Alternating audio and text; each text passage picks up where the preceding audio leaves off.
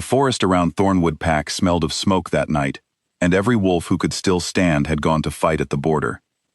Lyra stayed behind, as she always did. She was an Omega, the lowest rank in the pack, and no one had ever asked her to hold a weapon. Instead, she held bandages, herbs, and the quiet patience that came from years spent healing wounds no one else wanted to touch. Her den sat at the edge of the territory, half hidden by hanging vines and old pine trees. It was small, made of soft moss, and wooden shelves lined with jars of crushed herbs, dried roots, and salves she had learned to make from her mother before she passed. Lyra liked the den. It was quiet. It did not judge her the way the rest of the pack did. She had grown used to being invisible. When the higher-ranked wolves passed her in the camp, they rarely looked her way. When decisions were made about the pack's future, no one asked what she thought. Even her own littermates had stopped inviting her to gatherings years ago, tired of her soft voice and her refusal to raise it. Lyra had accepted this quietly, the way she accepted most things. She told herself that healing was enough. She told herself she did not need to be seen to matter. That night, the war made her question that belief. The battle with the neighboring territory, the Blackridge Kingdom, had been building for months. Old wounds between the two lands had never healed, and when Blackridge wolves crossed into Thornwood territory, searching for new hunting ground, the Alpha had called every fighter to the border. Lyra heard the distant sounds of snarls and clashing bodies from her den, and she pressed her hands together, praying quietly for those she knew to come home safe. It was near midnight when she heard something heavy fall just outside her den. She grabbed a lantern and stepped outside carefully, her heart pounding. There, collapsed at the tree line, lay a massive wolf, larger than any she had seen from her own pack. His fur was dark as coal, matted with blood, and silver burns marked his side where a blade must have grazed him. He was breathing, but barely, each breath shallow and rattling. Lyra knew the law. Any wolf who healed an enemy without permission from the Alpha could be punished severely. She knew she should call for help, or worse, walk away and let fate decide his end. But when she looked at his face, twisted in pain, something in her chest tightened painfully. She could not leave him to die. Whatever side he fought for, he was still suffering, and suffering was something she understood far too well. She dragged him inside her den, her arms trembling from his weight, and worked through the night without rest. She cleaned the silver from his wounds, careful not to let it spread further into his blood. She pressed herbs against the deepest cuts and wrapped them tightly. She hummed softly as she worked, an old habit from childhood, a tune her mother used to sing while treating injured pack members. She did not know if it helped him, but it helped her hands stay steady. By sunrise, his breathing had evened out. His wounds, though severe, were no longer life-threatening. Lyra sat back against the wall of her den, exhausted, staring at the stranger she had just risked everything to save. He did not wake until the following evening. When his eyes opened, they were a striking shade of amber, sharp and alert despite his weakened body. He looked around the den, then at her, his gaze unreadable. Lyra froze, unsure what to say. She had never been this close to a wolf of his size before. Even injured, there was something commanding about him, something that made the air around him feel heavier. "You're the one who saved me," he said. His voice was low, rough from disuse. "I couldn't just leave you," Lyra answered honestly. "You were dying." He studied her for a long moment, as if trying to understand why an enemy would show him kindness. "Do you know who I am?" Lyra shook her head. "You didn't have your markings when I found you. I didn't ask." Something shifted in his expression, something close to surprise. "You didn't ask," he repeated quietly, almost to himself. Over the following days, the wolf stayed hidden in her den, too injured to move far and unwilling, for reasons Lyra didn't understand, to reveal himself to the rest of the pack. He told her his name was Kale, nothing more. She didn't press him for details, and in turn, he didn't ask why an Omega like her was tending to enemy wounds instead of reporting him. Lyra continued her daily duties, treating pack members who came to her den with training injuries and old aches, and each time, Kale watched silently from the corner where he rested. He noticed how the higher-ranked wolves spoke to her, often dismissive, sometimes outright rude, and how she never once complained. He noticed how she always finished her work with the same gentle care, regardless of how she was treated. It confused him. In his own kingdom, kindness like hers was rare, especially toward those who gave nothing in return.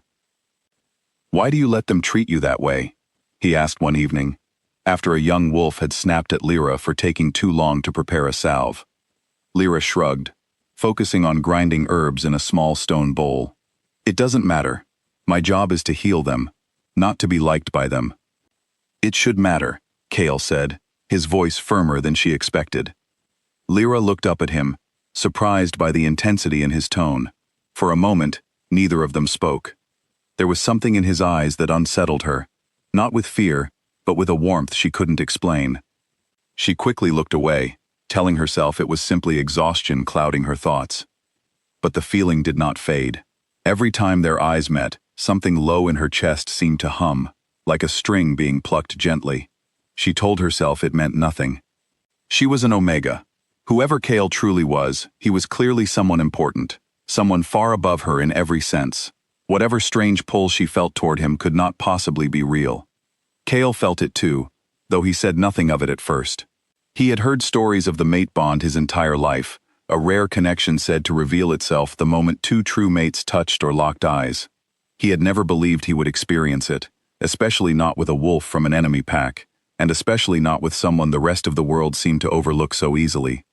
Yet every day he spent in her den, the pull grew stronger, impossible to ignore. One night, as Lyra changed the bandages on his side, her fingers brushed against his skin, and both of them went still. The hum Lyra had felt before intensified, spreading warmth through her chest and down to her fingertips. Kale's breath caught, his amber eyes locking onto hers with an intensity that made her heart race. "Lyra," he said quietly, "do you feel that?" She swallowed hard, unable to look away. "I don't know what it is. I think I do," he said, though he did not explain further. Something in his gaze told her he was holding back, perhaps unwilling to burden her with a truth neither of them was ready for. Days passed, and Kale grew stronger.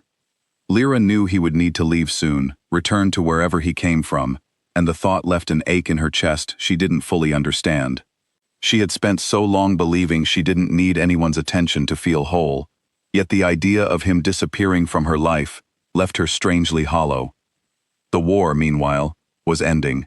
Thornwood's warriors had pushed back the Blackridge forces after a final, decisive battle at the northern ridge. When the pack's fighters returned victorious, the entire camp gathered for a celebration, relief and pride replacing the fear that had gripped them for weeks. It was during this gathering that Kale finally stepped forward, fully healed, out of the shadows of Lyra's den. Gasps rippled through the crowd the moment he appeared. Older warriors who had fought at the border recognized him instantly, and murmurs of shock spread like wildfire. He was not simply a Blackridge wolf. He was Kale, the Alpha King of Blackridge Kingdom himself, who had fought disguised among his own soldiers during the war, refusing the safety his rank usually afforded him. Lyra stood frozen at the edge of the crowd, her heart pounding as realization crashed over her. She had been hiding and healing the enemy king in her den for days, breaking pack law without even knowing the severity of what she'd done.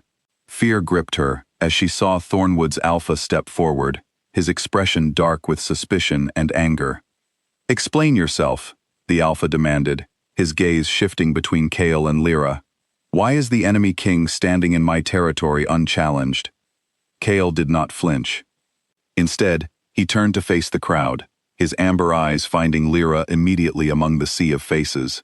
Slowly, deliberately, he walked toward her and knelt down before her, an act no one in the clearing had ever witnessed from an Alpha King, let alone toward the lowest-ranked wolf in an enemy pack.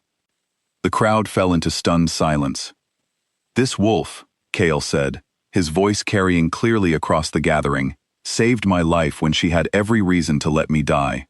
She asked for nothing in return. She showed me a kindness I have never known in my entire life. Not from my own kingdom, not from anyone." He paused, his eyes never leaving Lyra's face. "The moment her hands touched my wounds, I felt a bond ignite between us, one I know she has felt as well. Lyra is my fated mate." Whispers exploded through the crowd, disbelief and shock mixing together. Lyra felt her knees weaken beneath her, unable to process the words leaving his mouth. She had spent her whole life believing she was meant to remain unseen, unimportant, easily overlooked. Now, in front of the entire pack, an Alpha King was declaring her his fated queen. "This cannot be," one of the pack elders scoffed. "An Omega cannot become a queen. It defies every tradition we know." Chaol rose to his feet, his expression hardening with quiet authority. "Tradition did not save my life. She did. I do not care what title she held before tonight. What matters now is what she means to me, and to the future of both our kingdoms." He turned to address the entire gathering, his voice steady and unwavering. "I offer an end to the conflict between Blackridge and Thornwood, not through further bloodshed, but through this union. If Lyra accepts me, our two lands will know peace." All eyes turned to Lyra, waiting for her response. Her heart raced as she looked at Chaol, remembering every quiet moment they had shared in her den, every glance that had made her feel truly seen for the first time in her life. She thought of the years spent believing she didn't matter, and how wrong that belief had been.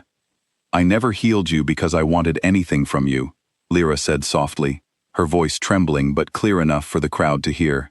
"I only wanted to save a life that mattered, just like every other life I've tried to save.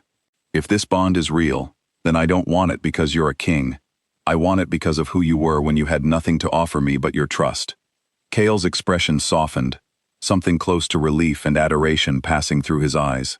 He reached out and gently took her hand, and the moment their palms touched, the hum between them surged, undeniable to anyone watching closely enough to notice the way their bodies seemed to relax into each other. "Then accept me," Chaol said quietly, "just for her. Not as a king, but as the wolf you saved." Lyra nodded, tears gathering in her eyes as she finally allowed herself to believe she deserved this happiness. "I accept." The following weeks brought change neither pack had expected. With Chaol and Lyra's union, tensions between Thornwood and Blackridge began to ease. Elders from both territories, though hesitant at first, slowly came to see the wisdom in a peace built on genuine connection, rather than forced treaties. Warriors who had once fought on opposite sides began training together, sharing stories, building something neither kingdom had known in generations: trust. Lyra's transformation was not instant. She still carried the quiet humility that had shaped her entire life, still felt the instinct to shrink herself in rooms full of powerful wolves. But Chaol never let her disappear into the background, the way her own pack once had. He asked for her opinion during council meetings. He stood beside her, not in front of her, when addressing their combined kingdoms. Slowly, she began to understand that being seen did not mean losing herself. It meant finally being given the space to become who she was always meant to be.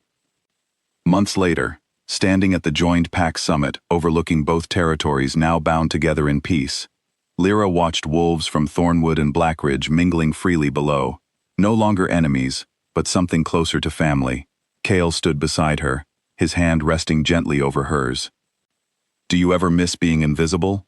he asked softly, watching the sunset paint the sky in soft shades of orange and gold. Lyra thought about the question carefully before answering. "Sometimes invisibility felt safe," she admitted. "But I don't think I was ever meant to stay hidden. I just needed someone to remind me that I was worth being seen." Chaol turned to her, pressing a gentle kiss to her forehead. "You were always worth it, Lyra. I just happened to be the fortunate one who noticed." She smiled, leaning into him as the last light of day settled over the two kingdoms below, now united not by force, but by a bond neither of them had expected, and both of them had needed. She had only ever wanted to save one broken wolf. She never imagined she would end up saving an entire kingdom, and finding her place as its queen, in the process.